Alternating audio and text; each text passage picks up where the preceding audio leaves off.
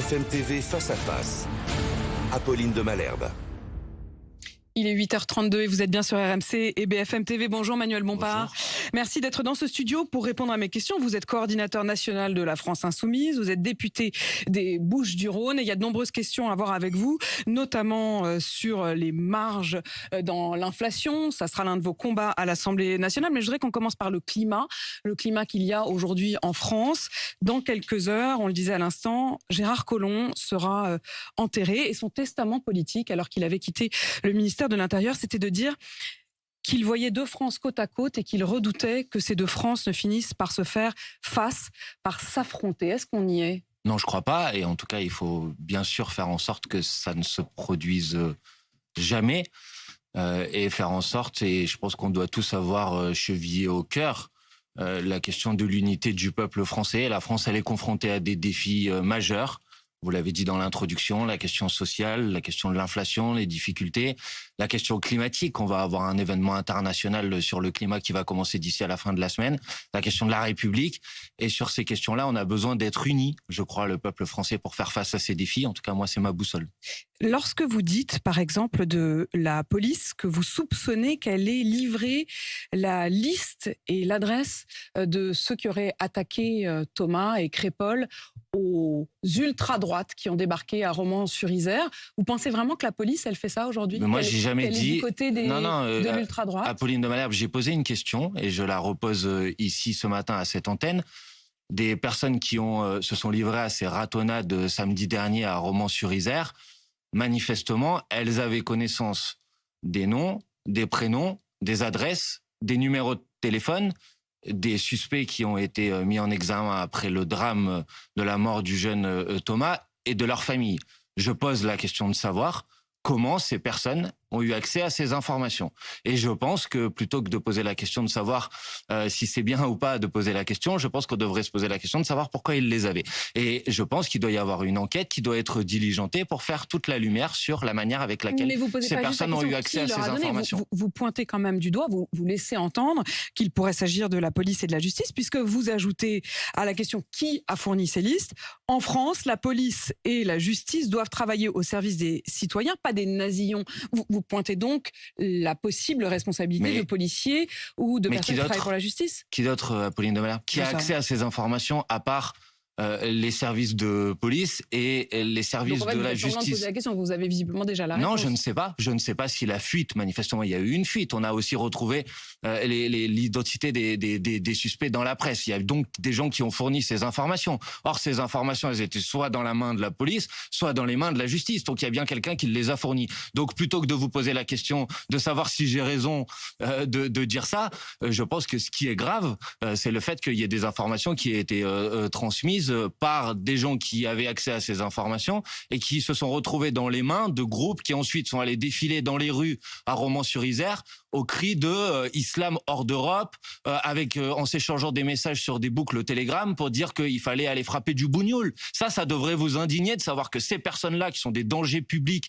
pour l'unité du pays, aient accès à ces informations. Et donc je demande juste que la vérité soit faite et la transparence soit faite sur la manière avec laquelle ces personnes ont eu accès à ces informations. Lorsque Gérald Darmanin dit on a évité une forme de guerre civile et qu'il annonce la dissolution de certains de ces groupuscules, vous dites là pour le coup la police fait le job. Je dis oui, bien sûr, il faut mettre hors d'état de nuire des groupes d'extrême droite, d'ultra droite, qui sont pointés d'ailleurs dans un rapport d'information de l'Assemblée nationale qui a été publié récemment, comme étant un danger majeur pour l'unité du pays. Et encore une fois, parce que j'ai pas eu l'occasion de le dire, la mort du jeune Thomas, c'est un drame. Et il doit y avoir la justice qui doit passer. D'ailleurs, il y a des personnes qui ont été mises en examen. La vérité doit être faite sur l'enquête. Elles doivent être sanctionnées. Mais vous n'avez pas eu l'occasion de le dire, Manuel Bompard ? Non, j'ai pas eu l'occasion de le dire dans cette interview. Oui, je l'ai dit à plusieurs reprises et heureusement. Mais depuis le début de notre échange, Apolline de Malherbe. Et je pense que quand on parle de ce sujet, c'est important de ne pas oublier d'abord qu'il y a un drame humain à l'origine. Et je pense que c'est normal d'avoir ces mots-là. Mais ce que je veux dire ensuite, c'est que c'est la justice qui doit faire ce travail. Et on ne peut pas se retrouver dans un pays dans lequel il y a des groupes d'extrême droite qui considèrent que d'une certaine manière, elles vont aller se faire justice elles-mêmes, en imposant d'ailleurs une vision de ce qui s'est passé à Crépol, qui, de mon point de vue, et du point de vue de la justice, si j'en crois les éléments qui sont à notre disposition aujourd'hui, ne correspondent pas à la réalité. Il y a eu 9 des témoins lors de ce bal, c'est à ça que vous faites référence, oui. Je pense, qui disent avoir entendu des cris racistes, dire voilà, on vient pour tuer du blanc. D'autres ne l'ont pas entendu. Ces propos ont été pris en compte par la justice, qui pour autant n'estime pas que le mobile raciste serait le début, le déclenchement de ce qui s'est passé à Crépol. Et je pense que de ce Mais point est-ce de... qu'il y a quand même quelque chose de raciste s'il y a eu ces témoignages? C'est la justice qui doit, sur la base de l'ensemble des témoignages qu'elle va avoir à sa disposition, qui caractérise les actes et qui retient ou ne retient pas tel ou tel mobile. Si j'en crois les informations dont on a connaissance à ce stade, ils ont décidé de ne pas retenir cette caractérisation. Mais je mets en cause le fait qu'une partie du personnel politique, et notamment de la droite et de l'extrême droite, ont essayé immédiatement sur ce drame de venir plaquer une lecture qui est une lecture du choc des civilisations, de la guerre des civilisations, qui manifestement ne correspond pas à la réalité, en tout cas, si j'en crois les faits qui ont été retenus par la justice à ce stade. Et vous êtes donc sans doute d'accord avec Éric Dupond-Moretti, vous l'avez entendu hier à l'Assemblée, il accuse Marine Le Pen, chassez de vos rangs les gudards, les identitaires, les nazillons, les racistes, les antisémites, qui sont en réalité planqués dans vos officines économiques et qui viennent sévèrement d'être condamnés par la Cour d'appel de Paris. Vous êtes d'accord avec Éric Dupond-Moretti? Clairement, et ça permet quand même de dire que tous ceux qui, depuis maintenant plusieurs mois, offrent au Rassemblement national des brevets de respectabilité, les invitent à des manifestations contre l'antisémitisme et font comme si l'extrême droite, dont je rappelle, ce parti a été fondé par des anciens collabos, ceux qui essayent de leur donner des brevets de respectabilité ont une responsabilité très importante dans cette situation. Donc oui, sur ce point, Monsieur Dupond-Moretti a raison, mais alors qu'ils mettent en cohérence ses paroles et ses actes. Et vous, vos liens avec le Front populaire de libération de la Palestine? Nos liens avec le Front populaire de libération de la Palestine, inexistants. Inexistant? Non, bien sûr que non. Cette organisation, nous ne la connaissons pas, nous n'avons jamais travaillé avec eux. Donc je ne sais pas d'ailleurs pourquoi depuis hier, on essaye d'inventer des pseudo-liens entre la France insoumise. Il y a une députée de chez vous, la députée Ercilia Soudet, qui avait organisé, selon ses mots, un ciné-débat avec le soutien du groupe La France insoumise et qui avait souhaité inviter Mariam Abou Daka de l'organisation terroriste FCLP. C'est pas la France insoumise qui a invité Mariam Abou Daka à venir en France. C'est une association qui s'appelle l'Union juive française pour la paix. Et Mariam Abou Daka est effectivement, si j'en crois les informations que j'ai à ma disposition, est venue en France après être allée au consulat de France à Jérusalem pour demander un visa. Et la France lui a attribué un visa pour pouvoir venir en France. Donc, il me semble que si cette personne était une personne dangereuse ou à risque... Elle a été expulsée, non, mais d'accord, mais initialement, vous en êtes d'accord, elle n'est pas venue en France par ses propres moyens. C'est bien que quelqu'un lui a attribué un visa. Donc venir maintenant... Vous êtes bien d'accord aussi qu'elle a été expulsée et lorsque cette expulsion, cet avis d'expulsion a été lancé, la députée Ercilia Soudet et d'autres députés de la France insoumise s'en sont émus. Mais bien sûr. Mais parce donc vous ne pouvez pas me dire que vous n'avez pas de lien. Mais c'est pas parce que vous êtes... si, je vous dis que nous n'avons aucun lien. C'est pas parce que vous considérez qu'il y a quelque chose qui se passe qui pose problème et que vous le dénoncez. Mais je ne reproche rien. Vous ne pouvez pas inviter le RN, comme le fait Éric Dupond-Moretti, à nettoyer devant sa porte. Non mais attendez, qu'est-ce que vous racontez, Apolline de Malherbe? Il n'y a aucun lien ni historique de quoi que ce soit. Non, il n'y en a aucun. Il n'y en a aucun. Je ne connais pas cette organisation. Je ne sais pas qui sont ses dirigeants. Je n'ai aucun lien avec cette organisation. Mais vous connaissez Mariam Abou Daka? Je la connais puisque je ne la connaissais pas, pour être tout à fait honnête, avant le fait qu'elle ait été invitée en France à tenir des conférences sur la situation du peuple palestinien. Par le groupe La France insoumise à venir à l'Assemblée. D'abord, elle a été invitée par l'Union juive française pour la paix à tenir un certain nombre de conférences en France, et effectivement une députée de la France insoumise. Ensuite, l'a invitée à tenir une conférence. Mais attendez, Mariam Abou Daka, elle a tenu en France dans des conférences des propos pour demander la paix, pour demander la possibilité pour le peuple palestinien pour pouvoir disposer d'un État. Non, mais c'est pas. Maintenant que vous savez, puisque vous pouvez prétendre que vous ne le saviez pas. Apolline de Malherbe, Vous savez pourquoi vous êtes en train de me poser cette question? Oui. Parce que hier, vous avez des porte-parole de l'armée israélienne, dont Monsieur Baloul, qui essaye d'inventer des liens supposés entre la France insoumise et cette organisation. Et moi, je vais vous inviter à faire attention, à arrêter de reprendre comme ça, en permanence, les propos de personnes qui essayent d'imposer. Je ne vous menace de rien. Je vous dis que vous devriez, de ce point de vue-là, faire attention aux informations que vous colportez, parce que sinon, vous savez ce qui se passe. Je colporte rien du tout. Il se passe ce qui s'est passé dimanche sur votre antenne. Et laissez-moi terminer, Apolline de Malherbe. Il se passe ce qui s'est passé dimanche sur votre antenne. C'est que vous attribuez, vous propagez des informations qui sont des informations mensongères, et ensuite vous êtes obligé de faire des communiqués pour les corriger. Donc faites attention. Ici, Manuel Bompard, oui, puisque vous essayez d'inventer des pseudo-liens entre la France insoumise et cette organisation qui n'existe pas. Donc je vous ai répondu sur ce sujet. La France il n'y a pas de lien. Ercilia Soudet a-t-elle invité, oui ou non, une membre Mais je vous ai répondu oui à ce sujet. De libération et je vous ai répondu ensuite, nationale. je vous ai répondu ensuite, il n'y a aucun lien entre la France insoumise et cette organisation. Point à la ligne. Qu'est-ce que vous voulez que je vous dise de plus? Si vous avez des, il y a au moins des une faits. invitation. Non mais Emmanuel Bompard, moi j'ai pas besoin de m'énerver, je veux juste des faits. Il y a une invitation. Vous n'avez pas besoin de vous énerver, mais vous pouvez répéter moi, je vous menace de rien 15 du tout. fois la même question. Mais moi je ne vous menace de rien du tout non plus, Apolline de Malherbe. À l'endroit d'une membre je vous demande juste de ce Front populaire de libération de la Palestine, dont on a quand même appris hier je ne vous menace de rien du tout. Qu'il avait récupéré 2 bébés. Je vais répondre sur ce sujet. Je ne vous menace de rien du tout, Apolline de Malherbe. Je vous demande juste de ne pas inventer des liens entre la France insoumise et une organisation. Point à la ligne. Maintenant, je ne nie rien. Je ne nie rien. Je vous ai répondu sur ce sujet. Maintenant, Apolline de Malherbe, parce que je pense que c'est quand même le sujet qui est le plus important. La question qui nous est posée. Ils détiennent des otages, des bébés quand même. Justement, c'est là-dessus que j'allais en venir. La question qui nous est posée, c'est comment aujourd'hui, maintenant, on crée les conditions pour faire en sorte que la trêve temporaire qui est rentrée en vigueur depuis vendredi dernier, qui devait expirer mardi, qui finalement a été prolongée de 48 heures, qui a permis la fin des bombardements de l'armée israélienne sur la bande de Gaza, la libération d'un certain nombre d'otages, dont je me réjouis bien évidemment, la libération d'un certain nombre de prisonniers palestiniens. Comment on fait en sorte que cette trêve temporaire, elle devienne un cessez-le-feu permanent et définitif? Comment on fait en sorte que de cette situation sorte une solution qui soit une solution politique? C'est ça la question qui devrait nous importer. Et je pense que le peuple français a son mot à dire sur ce sujet. Donc moi, j'appelle les Françaises et les Français qui nous écoutent à se mobiliser, à manifester samedi. Il y a une grande marche pour la paix et la justice, pour faire en sorte que cette trêve temporaire devienne un cessez-le-feu permanent, pour faire en sorte qu'on obtienne la libération de l'ensemble des otages, pour faire en sorte qu'on obtienne la fin de la colonisation, pour faire en sorte qu'on obtienne la levée du blocus de Gaza, pour faire en sorte qu'on obtienne enfin l'application du droit international, c'est-à-dire à une solution à 2 États dans les frontières d'avant 1967. Voilà ce qui devrait, je pense, nous intéresser tous et nous occuper tous. Est-ce qu'aujourd'hui, Manuel Bompard, vous condamnez le FPLP?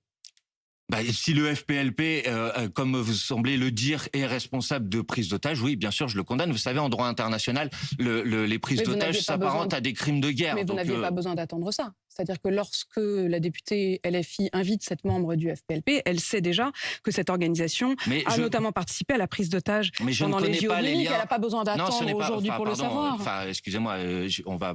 Peut-être, je pense que c'est suffisamment grave pour pas ergoter sur les faits, mais en l'occurrence, je crois pas que le FPLP soit responsable de Munich. Il y en avait d'autres. C'était, je crois, Septembre Noir ou quelque chose comme ça. Est-ce que c'est une organisation terroriste? En tout cas, elle est inscrite sur la liste des organisations. Est-ce que vous estimez que c'est une organisation terroriste? En tout cas, elle est inscrite. Mais écoutez, moi, je considère que les actes qu'elle a commis, puisque manifestement elle a participé aux actions du 7 octobre, sont des actions inacceptables. Et de la même manière que je les ai condamnées pour le Hamas, je les condamne pour le FPLP. Et je vous ai d'une organisation terroriste. Elle commet des crimes de guerre et elle est inscrite sur la liste des organisations terroristes dans un certain nombre de pays de l'Union européenne. Si je vous réponds, non, il n'y a pas de définition. Mais non, mais écoutez, arrêtez avec cette histoire. Ça fait depuis le 7 octobre que ça dure, madame. En quoi parler de crimes de guerre est une manière d'être ambigu? Mais parce que c'est toujours pas clair. Moi, je vous pose une question. Je vous ai pas posé de question sur les crimes de guerre. Je vous ai posé une question sur est-ce que c'est une organisation terroriste? Mais qu'est-ce qu'elle a commis, madame? Est-ce que c'est une organisation terroriste? Elle est considérée comme telle. Et les actions qu'elle a commises manifestement sont des.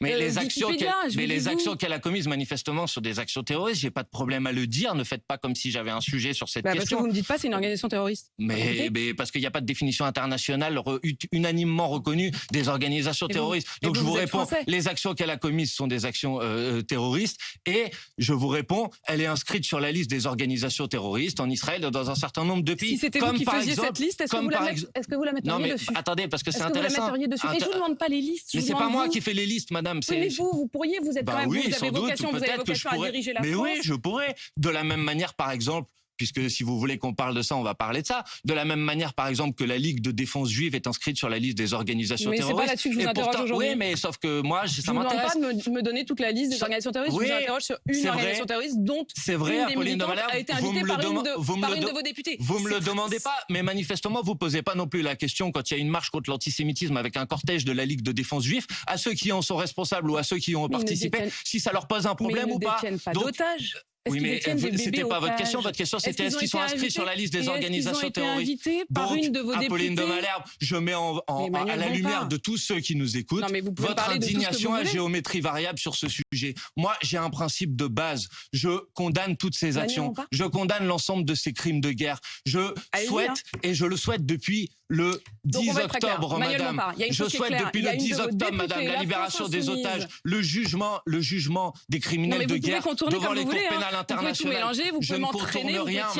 Je ne contourne rien, madame, mais vous avez une lecture de la situation et un traitement de cette situation qui est à géométrie variable. Vous avez une indignation à géométrie variable que je n'ai pas en ce qui me concerne. Et d'ailleurs, vous savez, madame, parce que vous êtes obligée. Chez vous, la France Insoumise, madame, qui s'appelle Ercilia Soudeh, qui a invité une membre de cette organisation dont je vous interroge sur cette organisation. C'est pour ça que je vous interroge pas sur les autres organisations. Je vous ai répondu 10 fois. Oui, mais j'observe juste que quand vous avez d'autres personnes en face de vous, vous ne leur posez pas les questions, notamment sur la participation de la Ligue de défense juive à la manifestation contre l'antisémitisme, alors qu'elle est inscrite sur la liste des organisations terroristes en Israël et aux États-Unis. Et donc, je pointe le fait que vous avez sur ce sujet un traitement qui me paraît un traitement déséquilibré. Et vous pouvez dire, Manuel Bompard, pourquoi vous dites ça? Sauf que, vous savez, la Société des journalistes de votre antenne BFM TV a pointé le fait que vous avez un traitement déséquilibré sur le sujet. Pas vous, votre chaîne. Manuel Bompard. Est-ce que c'est vrai ce que je suis en train de dire? Manuel Bompard, j'en sais rien. En l'occurrence, mais en l'occurrence, Manuel Bompard, ce que je sais, c'est qu'il y a une organisation qui détient des otages. J'ai demandé la libération de ces otages. Et que cette organisation a une de ses personnalités qui a été invitée par une de vos députés. Mais arrêtez, madame, franchement. Voilà, c'est des faits, encore une fois. Les faits. Je demande la libération de l'ensemble des otages. Je demande le jugement devant la Cour pénale internationale de l'ensemble des criminels de guerre. Qu'est-ce que vous voulez que je vous réponde de plus que ça? Point, à la ligne. N'essayez pas de créer une ambiguïté là où il n'y en a pas. Si c'est moi qui crée l'ambiguïté. Oui, c'est ce que vous essayez de faire alors qu'il n'y en a aucune. Est-ce que ces 40 Français, tiens d'ailleurs, les 40 Français qui sont morts le 7 octobre doivent obtenir un hommage national comme le suggère François Hollande? Pourquoi pas, oui. J'ai pas bien sûr, il y a notamment... Il y a des otages de toute nationalité, il y a notamment des otages français. Si j'en crois les informations qu'on a à notre disposition, certains ont été libérés. Je crois qu'il y avait 3 Franco-Israéliens qui ont été libérés en début de semaine. Il y en a d'autres qui sont détenus. Bien sûr, la France doit rendre hommage à ces otages, notamment quand ils sont libérés, bien sûr. Manuel Bompard, hier, vous avez obtenu la création d'une commission d'enquête sur le modèle économique, notamment des crèches privées, et vous espérez demain obtenir l'interdiction des marges exceptionnelles dans la grande distribution et dans les grandes marges de l'alimentaire. Foodwatch et 4 autres associations de consommateurs aujourd'hui dénoncent des marges considérables. Est-ce que là-dessus, vous allez réussir à emporter toute l'Assemblée comme vous l'avez fait hier sur les crèches? J'espère. En tout cas, on y travaille. J'observe qu'il y a les associations dont vous avez parlé, mais il y en a d'autres. Le président de la République lui-même avait dit au mois de septembre qu'il y avait un problème avec les surmarges dans l'agroalimentaire. Sauf qu'il ne fait rien. C'est Bruno Le Maire demande, Bruno Le Maire prie, Bruno Le Maire supplie, Bruno Le Maire espère, Bruno Le Maire peut-être demain. Mais une fois qu'on a constaté une situation, faut agir sur cette situation. Et comme le gouvernement ne le fait pas, nous profitons de notre niche parlementaire pour proposer de le faire. Les prix alimentaires, ils ont augmenté de 21% en 2 ans. Les marges de l'industrie agroalimentaire, ils ont augmenté de 70% dans la même période. Pour que les gens qui nous écoutent comprennent, ça veut dire que quand vous allez au supermarché et que vos courses ont augmenté, c'est notamment parce qu'il y a une petite poignée d'acteurs économiques qui ont profité de cette situation. Notamment les 75, c'est ce que disent les associations de consommateurs. Elles disent qu'il n'y a pas de transparence. Quand ils demandent plus 20%, en réalité, c'est pas dû au prix des matières premières, c'est dû aux augmentations de leurs propres profits. Donc on propose un dispositif qui permet de bloquer ces marges. On le fait sur l'industrie agroalimentaire, on le fait sur le carburant. Parce que autre chose, c'est que les marges des raffineurs ont été multipliés par 5 entre le mois d'avril et le mois de septembre de l'année 2023. Et vous allez faire comment? Donc, la proposition que nous faisons, c'est que dans des situations particulières comme celle que nous connaissons aujourd'hui, où il y a une crise de l'inflation, on prend les marges moyennes qui ont été réalisées sur les 10 années précédentes et on dit vous pouvez pas faire de marge supplémentaire. Et vous le faites par la loi. Donc C'est très 10% simple. maximum, mais c'est déjà Non, pas beaucoup. 10%, la marge Non. moyenne qui a été réalisée sur les 10 dernières années. Et vous faites en sorte que vous ne pouvez pas faire de marge supplémentaire et vous l'imposez par la loi, tout simplement. C'est une proposition que nous mettons sur la table pour faire en sorte que cette situation s'arrête. Parce que sinon, vous avez un gouvernement qui parle, qui blablate, mais qui n'agit pas, qui ne fait strictement rien Est-ce sur que le vous avez sujet. discuté avec les autres groupes? Est-ce qu'il y a une chance pour que votre proposition aboutisse? Écoutez, cette proposition, elle a été examinée en commission la semaine dernière. Elle a été rejetée en commission, mais ça s'est joué à quelques voix. Il y a l'ensemble des formations politiques de la NUPES qui ont voté pour et quasiment l'ensemble des oppositions qui ont voté pour. Donc moi, je dis, c'est demain que ça va se passer. Et si l'ensemble des groupes se mobilisent pour faire en sorte que cette proposition de loi puisse voir le jour, alors enfin, on va faire quelque chose sur ce sujet. Et enfin, les Françaises et les Français, ils vont voir le prix des produits alimentaires baisser parce qu'on nous dit l'inflation ralentit. C'est vrai, il semble qu'elle ralentisse. Mais l'inflation ralentit, ça ne veut pas dire les prix baissent. Ça veut dire les prix augmentent moins vite que ce qu'ils augmentaient avant. Donc il faut bien faire quelque chose sur ce sujet. C'est ce que nous proposons avec la France Et je Insoumise. précise d'ailleurs que ces 4 associations de consommateurs ont écrit à Emmanuel Macron aujourd'hui et que leurs lettres et leurs pétitions sont disponibles sur leur site. Manuel Bompard, merci d'être venu à répondre à mes questions ce matin. Vous qui êtes donc coordinateur national de la France Insoumise et député des Bouches-du-Rhône.